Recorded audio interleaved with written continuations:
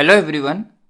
In this tutorial, we will see how to provide preset value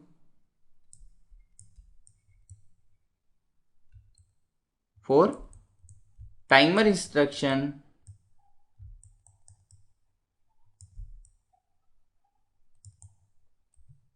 in CX Programmer. That is for Omron PLCs. Okay. Now here for providing preset value, we have one formula, that is actual time delay. Okay, it will be in second equals to your time base or timer unit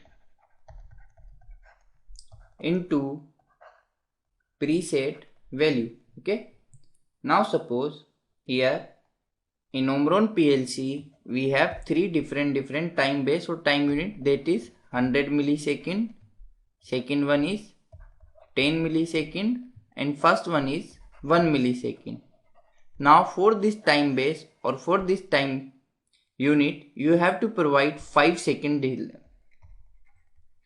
Okay, for this also 5-second delay and 5-second delay. Now we will check what will be the preset values for these different time bases. Okay, let's see. For first 100 millisecond. So time delay 5 second equals to your time base 100 millisecond, means change this in seconds, okay, into preset value. So what will be your preset value here?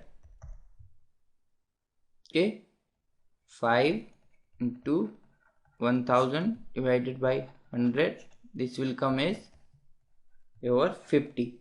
So for 100 millisecond, for providing 5-second delay, you will provide 50. Okay, now this is done. For 10 millisecond, same thing, preset value equals to 5.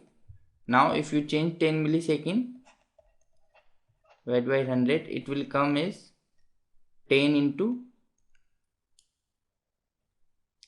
10 to the power minus 3. Okay, that will be, it will come here as 1000. So here for 10 millisecond, for providing 5-second time delay, you will provide here preset value as 500. Okay, now for 1 millisecond base, similarly if you calculate, it will come as 5000. Okay, so for this you will provide 5000. Okay, likewise we have to calculate preset values for different time bases or time units. Okay, so in Omron we have three different time units, 100 millisecond, 10 millisecond and 1 millisecond. Okay, now you know how to calculate. Okay, now after that we will see timer operation. Okay, just here we are seeing basic timer operation. Later we will discuss every timer, how it is working. Okay, so first we will see basic timer operation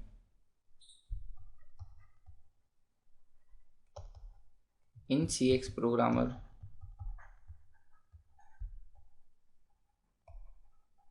Okay, here I am talking about non-retentive timers.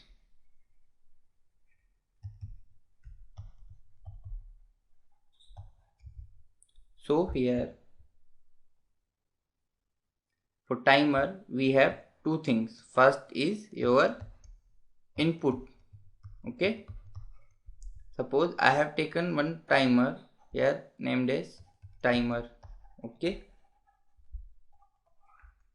now if the input rung of this timer is high, then only this timer will be activate. Okay, now in timer we have to provide preset value. Okay, so here for this timer, suppose I am going to provide preset value consider this timer as on delay timer.